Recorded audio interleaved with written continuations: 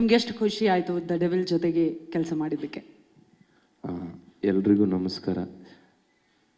Prakash sir, ನಿಮ್ಗೆ special thanks. Mostly ಈ ಬಾಡೀಲಿ ಯಾವುದನ್ನು ತೆಗೆದುಕೊಟ್ರು ನನಗೆ ನಿಮ್ಮ ಋಣ ತೀರ್ಸೋಕ್ಕಾಗಲ್ಲ ಅನಿಸುತ್ತೆ. ಸೊ ಅಷ್ಟು ದೊಡ್ಡ ಅವಕಾಶ ಕೊಟ್ಟಿದ್ದೀರಾ. ನಾನು ಯಾವಾಗಲೂ ಅನ್ಕೊತಾ ಇರ್ತೀನಿ, ದರ್ಶನ್ ಸರ್ ಸಿನಿಮಾ ನೋಡೋಕ್ಕೆ ಕಷ್ಟಪಡ್ತಾ ಇದ್ದವನು ನಾನು.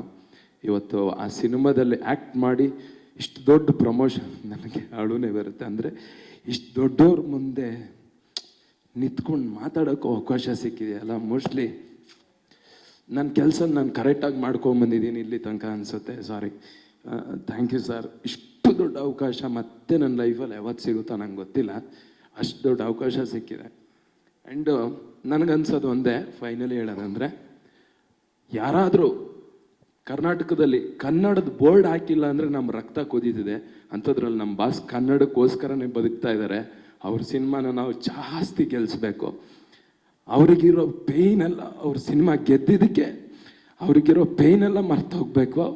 ನನಗೆ ನಿನ್ನೆ ಅನಿಸ್ತಾ ಇತ್ತು, ಗ್ಲಿಮ್ಸ್ ಬಿಟ್ಟಾಗ ಬರ್ತಾ ಇದ್ದೀನಿ ಚಿನ್ನ ಅಂತ ಇತ್ತಲ್ಲ, ಅದು ಬಿಟ್ಟಾಗ ನಂಗೆ ಅನಿಸ್ತಾ ಇತ್ತು, ಎಂತೆಂಥ ಕೆಟ್ಟ ಸಂದರ್ಭಕ್ಕೆ ಅಶ್ವಿನಿ ದೇವತೆಗಳು ಅಸ್ತು ಅಂದಿದ್ದಾರೆ.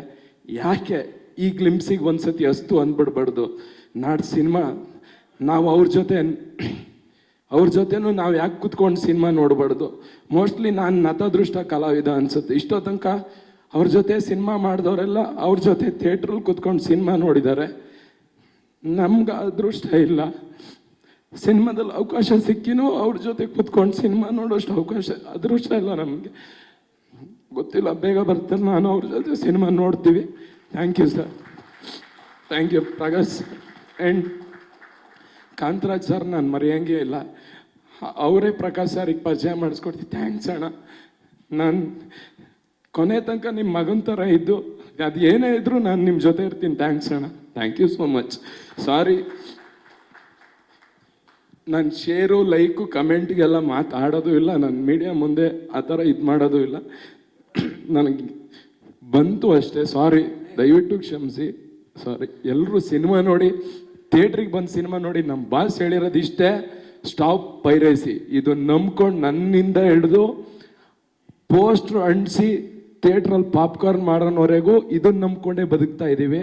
ನಮ್ಮ ಹೊಟ್ಟೆ ಮೇಲೆ ದಯವಿಟ್ಟು ಹೊಡಿಬೇಡಿ.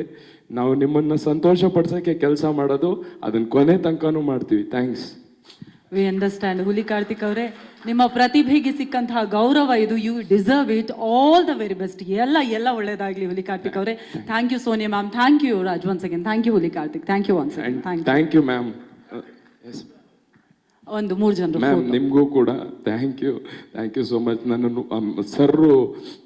ನನ್ನನ್ನು ನೋಡಿದ ತಕ್ಷಣ ಮ್ಯಾಮ್ ಹತ್ರ ಹೋಗಿ, ಮ್ಯಾಮ್ ನನ್ನನ್ನು ನೋಡಿದ ತಕ್ಷಣ ಮಾಡ್ತೀರಾ? ಓಕೆ ಡನ್ ಮಾಡಿ ಅಂತ ಪ್ರಶ್ನೆನೇ ಕೇಳಿಲ್ಲ. ಗಿಡಿಷನ್ ಅಂದ್ಕೊಂಡಿದ್ದೆ ನಾನು. ಅವ್ರು ಆಡಿಷನ್ ತಗೊಂಡಿಲ್ಲ ಸದ್ಯಕ್ಕೆ. ಆಡಿಷನ್ ತಗೊಂಡಿದ್ರೆ ಮೋಸ್ಟ್ಲಿ ಸೆಲೆಕ್ಟ್ ಆಗ್ತಿರ್ಲಿಲ್ಲ ನಾನು. Thanks madam. ಇವರ ಟ್ರೂ ಟ್ಯಾಲೆಂಟ್. ಖಂಡಿತವಾಗಿ ನಿಮ್ಗೆ ಅವಕಾಶ ಸಿಗುತ್ತೆ ಕೂಡ. ಈಗ ಸ್ಮೈಲ್ ಮಾಡಿ ನೋಡೋಣ ಕಾರ್ತಿಕ್. ಹಾಂ, ಸೂಪರ್. ಇದ್ದು